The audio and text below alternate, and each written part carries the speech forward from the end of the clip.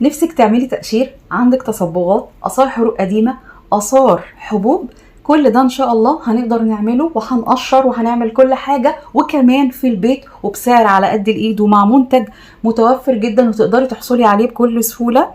اعملي لي بقى اللايك ويلا نتعرف على المنتجات.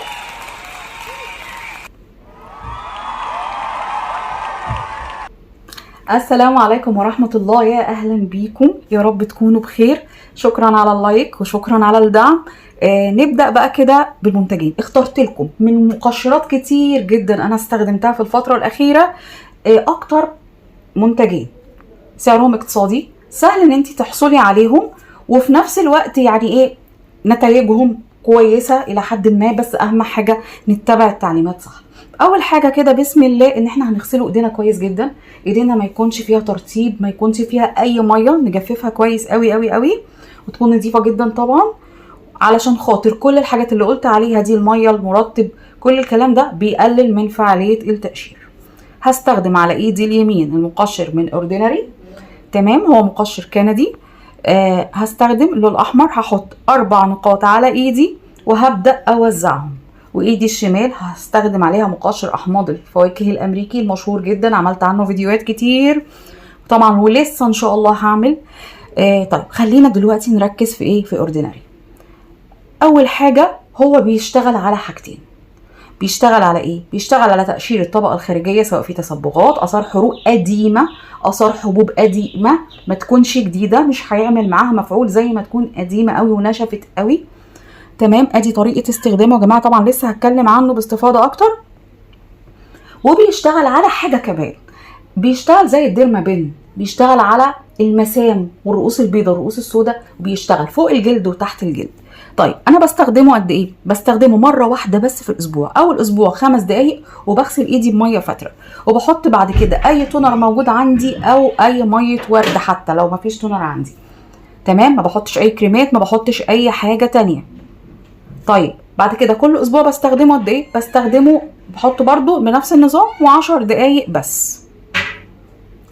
طب لسه هنرجع دي كده ايه الطريقه. هنخش على طريقه بقى مقشر احماض الفواكه الامريكي. لو عندك سرنجه او عندك قطاره هيكون افضل، بناخد نقطتين. طب ما عنديش، بحط كده في غطا الايه، في غطا الازازه، وبقطنه يا دوبك بغمسها واطلع على طول، وابدا امشي في اتجاه واحد. انا هوريكم الطريقتين، يعني بحط في اتجاه واحد او بقعد اسقسق كده بالقطنه. تمام، الاول كنت بقول نستخدمه قد ايه؟ كنت بقول نستخدمه 3 ايام ورا بعض، وانا كنت بستخدمه كده، وساعات كنت بستخدمه 5 ايام ورا بعض.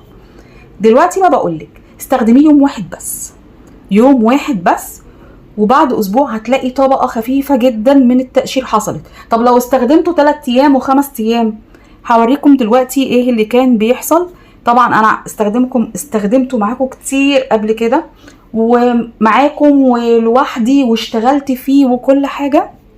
طب ده بيشتغل على ايه؟ بيشتغل على الطبقه الخارجيه فقط لا غير، بس هو ممكن يشيلك طبقتين. واتمنى من كل اللي استخدموه، سواء التجربه كانت كويسه معاهم او كانت للاسف مش كويسه، يكتبوا لي تحت في الكومنتات كل مشاكلكم. هنعمل فيديو ان شاء الله باستفاضه هتكلم عنه، عشان هو لو لسه عندك ان شاء الله خليكي استفادي منه. طيب نصيحه، اي تقشير يفضل ان انت طبعا لو مش هتحطي واقي شمسي، مش هتبقي ما بتنزليش كتير وبالذات في الشمس، يبقى بلاش تستخدميه في الصيف نهائي. حتى لو هتستخدميه في ايام الشتاء، الافضل ان انت تعملي ايه؟ الافضل ان انت واقي الشمس، حتى لو داخله تقفي قدام البوتاجاز، حتى لو طالعه تنشري في البلكونه. طبعا ليه؟ علشان يحافظ، علشان خاطر التفاعل مع الحراره هتجيب لك نتائج عكسيه تماما. تمام، ادي نتائجه لما كنت بستخدمه 3 ايام ورا بعض، وبعد كده بوقف وبكمل بالايه، بكمل بالبيتادير. كان الجلد بيبصوا التجربه دي والله واقعيه، والفيديو ده موجود عندي على القناه، ومش اول كانت تجربه معايا. لكن الطريقه اللي بقول لكم عليها، لو دهنتي مره واحده بس في اليوم من مقشر احماض الفواكه الامريكي، تمام، لان لو اوردينري ده كندي، فلما اقول لكم الامريكي يبقى هو انا قصدي على ده. هتلاقي طبقه اتشالت، طبقه خفيفه، مش هيبقى المنظر اللي انت شايفاه ده. فالناس بقى اللي بتتحسس، الناس اللي عندها اي مشاكل. طيب هنتكلم عن حاجه ان شاء الله مش هيحصل لها حاجه. لو هتعملي، طب انا بعمل ليزر، يا هعمل الليزر هبعد اسبوع بين ان انا استخدم المقشر ايا كان من النوع فيهم، هبعد اسبوع قبل او اسبوع بعد، يا قبل ما هستخدم باسبوع يا بعد ما هستخدم ايه باسبوع هعمل جلسة الليزر بتاعتي. طيب ايه تاني؟ مقشر هوقف استخدامه امتى؟